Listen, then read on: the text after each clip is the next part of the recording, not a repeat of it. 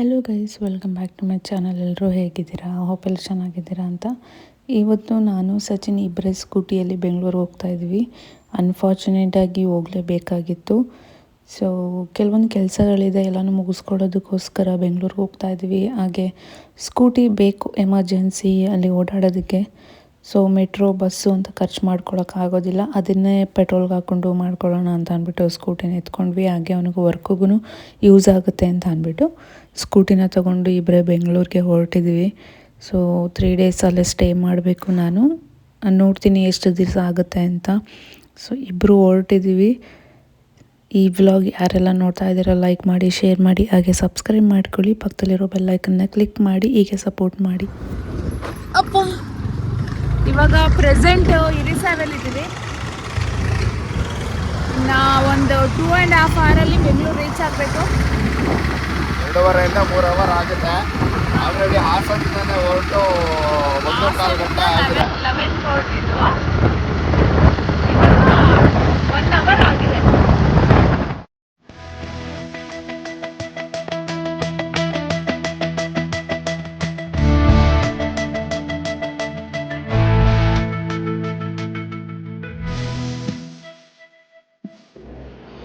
ನಾವಿಲ್ಲಿ ಊಟಕ್ಕೆ ನಿಲ್ಸಿದ್ದೀವಿ. ಮೆನ್ಯೂ ನೋಡಿದ್ರೆ ನಿಜವಾಗ್ಲೂ ಶಾಕ್ ಆಗ್ಬಿಟ್ಟು, ಅಷ್ಟು ಆ ಮೆನ್ಯೂ ದುಡ್ಡಲ್ಲಿ 1 ತಿಂಗಳು ಕೆಲವು ಮನೆ ಸಂಸಾರ ನಡೆಸ್ತಾರೆ. ಫ್ರೈಡ್ ರೈಸು 205 ಅಂತೆ ನೆಲಮಂಗಲದಲ್ಲಿ ಊಟ ಮಾಡಬೇಕು, ಹೊಟ್ಟೆ ಹಸಿತದೆ. ಅರೌಂಡ್ ಏನಿಲ್ಲ ಅಂದರೂ 4:15 ನಾವು ಮನೆಗೆ ಬಂದು ಸೇರಿದ್ವಿ. ನಿಧಾನಕ್ಕೆ ಬಂದ್ವಿ ಸ್ಕೂಟಿಯಲ್ಲಿ, ತುಂಬಾ ರೋಡ್ ಟ್ರಾಫಿಕ್ ಇತ್ತು. ಹಾಗಾಗಿ ಮನೆಗೆ ಬಂದು ಇದು ನೆಕ್ಸ್ಟ್ ಡೇ ಸ್ವಲ್ಪ ರೆಡಿ ಆಗಿದ್ವಿ ಆಚೆ ಹೋಗೋಣ ಅಂತ ಅಂದ್ಬಿಟ್ಟು.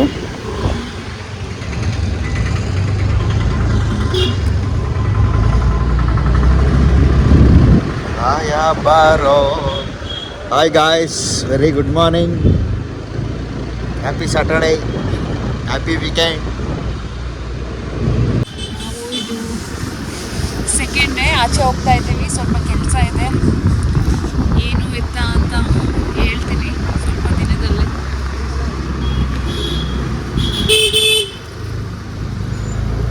ನಾವು ಇವಾಗ ಎಲ್ಲಿದ್ವಿ ಗೊತ್ತಾ? ನಾವು ಲಗ್ಗೆರೆಯಲ್ಲಿದ್ದೀವಿ.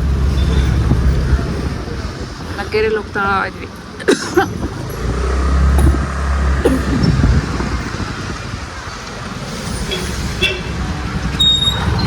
ಹಾಗೆ ಹೋಗ್ತಾ ಕಬ್ಬಿನ ಹಾಲು ಕುಡ್ಕೊಂಡು ಹೋಗೋಣ ಅಂತ ನಿಲ್ಲಿಸಿದ್ವಿ. 10 ರೂಪಾಯಿಗೆ 1 ಗ್ಲಾಸ್ ಕಬ್ಬಿನ ಹಾಲು. ಹಾಸನಲ್ಲೆಲ್ಲ ಇಷ್ಟೆಲ್ಲ ಕಬ್ಬಿನ ಹಾಲು ಕೊಟ್ಬಿಟ್ರೆ ಏನಿಲ್ಲ ಅಂದರೂ ಅರೌಂಡ್ 35 ರೂಪಾಯಿ 40 ರೂಪಾಯಿ ತಗೋತಾರೆ. ಇಲ್ಲಿ ಅಷ್ಟು ಟೇಸ್ಟಿಯಾಗಿತ್ತು. ಬರೀ 10 ರೂಪಾಯಿಗೆ ಇಷ್ಟು ಕಬ್ಬಿನ ಹಾಲು ಕೊಟ್ಟಿದ್ರು. 5 ರೂಪಾಯಿಗೂ ಸಿಗುತ್ತೆ. ತುಂಬಾ ಚೆನ್ನಾಗಿತ್ತು.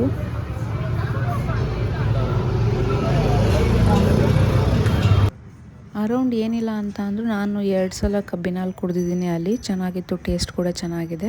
ಸೊ ಕಬ್ಬಿನ ಹಾಲು ಕುಡ್ಕೊಂಡು ನೆಕ್ಸ್ಟ್ ನಾವು ಹೋಗಿದ್ದು ಗೊತ್ತು ಪುನೀತ್ ರಾಜ್ಕುಮಾರ್ ಸ್ಮಾರಕ, ಇದತ್ರ ಸ್ಮಾರಕ ಹತ್ರ ಬಂದಿದ್ದೀವಿ.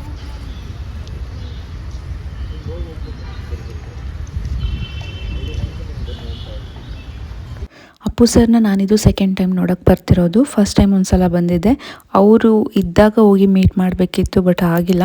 ಬಟ್ ಈಗಲೂ ಇದ್ದಾರೆ ಅಂತ ಅಂದ್ಕೊಂಡು ಅವರ ಗುಣಗಳನ್ನ ಅವ್ರು ಏನು ಹೇಳಿದ್ರು ಅದನ್ನು ಪಾಲಿಸ್ಕೊಂಡು ಹೋಗ್ಬೇಕಷ್ಟೇ.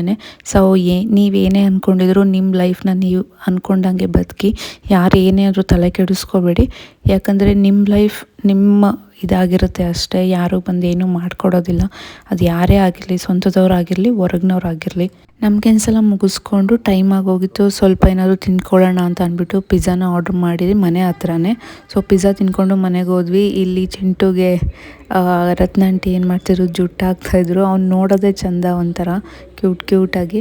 ಸೊ ಗೈಸ್, ಇಷ್ಟೇ ಈ ವ್ಲಾಗ್. ನಿಮಗೇನಾದರೂ ಈ ವ್ಲಾಗ್ ಇಷ್ಟ ಆಗಿದ್ದರೆ ಲೈಕ್ ಮಾಡಿ, ಶೇರ್ ಮಾಡಿ, ಹಾಗೆ ಸಬ್ಸ್ಕ್ರೈಬ್ ಮಾಡಿ. ಪಕ್ಕದಲ್ಲಿರೋ ಬೆಲ್ಲೈಕನ್ನ ಕ್ಲಿಕ್ ಮಾಡ್ಕೊಳ್ಳಿ. ಮುಂದೆ ಬರೋ ಎಲ್ಲ ವೀಡಿಯೋಸ್ನ ನೋಡಿ ಸಪೋರ್ಟ್ ಮಾಡಿ.